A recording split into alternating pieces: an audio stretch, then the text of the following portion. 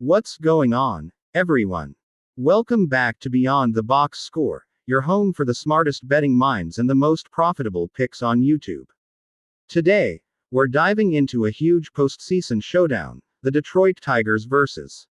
Seattle Mariners, Game 5, going down on Friday, October 10, 2025.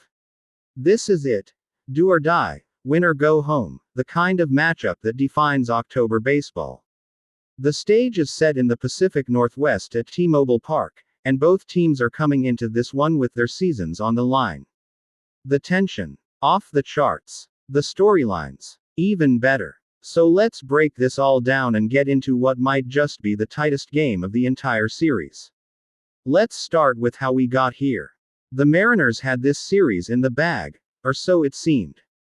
Tied 1-1 heading into Detroit, they took Game 3 in impressive fashion.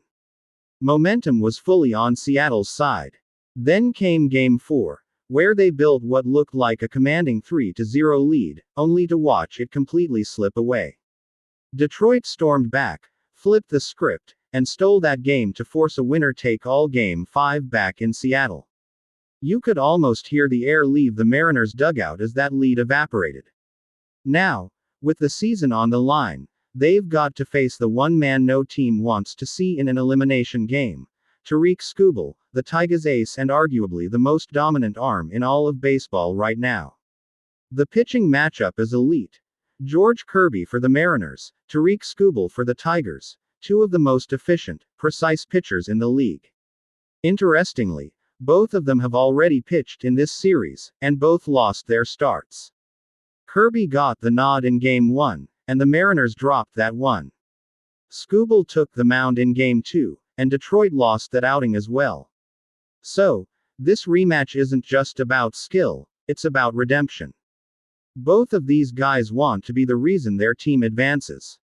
One of them will. Now, when it comes to rest, Kirby does have a slight advantage. He's pitching on one extra day's rest compared to Skubal, since he threw in Game 1 while Skubal went in Game 2. That could matter late in the game if fatigue sets in.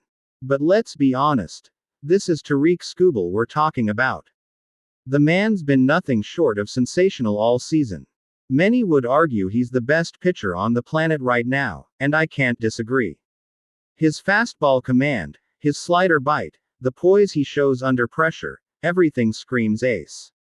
So, while rest might technically favor Kirby, the overall edge still leans toward Skubal. That said, this game might not be about who's better, it's about who blinks first. Both pitchers are elite, both have nasty stuff, and both lineups have been inconsistent. Seattle has shown flashes. They'll string together quality at bats one night and then go completely quiet the next. Detroit's offense has been similar, capable of big innings but also prone to long-scoring droughts. That's why my favorite play for this matchup isn't a side. It's the first 5 innings under 3 runs. This is the perfect setup for a low-scoring start.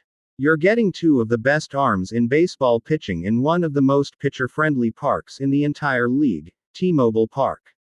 If you can still find that first 5 under 3, I'm taking it all day. Just make sure it's 3. If the line has dropped to 2.5, stay away. That half-run cushion is crucial in case we get a tight 2-1 or 3-0 start. Let's be real. Both of these guys could easily throw up zeros through 5 innings.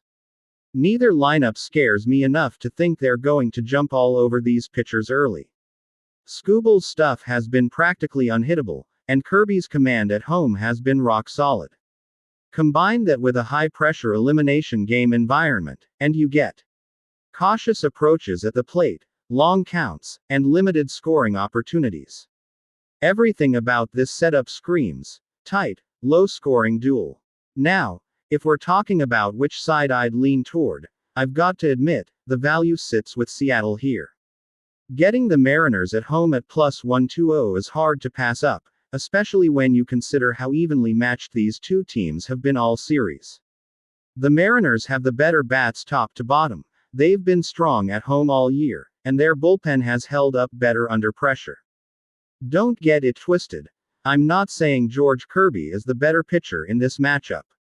He's not. But in a game that feels destined to be close and possibly decided by one swing or one defensive play, getting plus money on the home team with their season on the line. That's value. So, my official lean.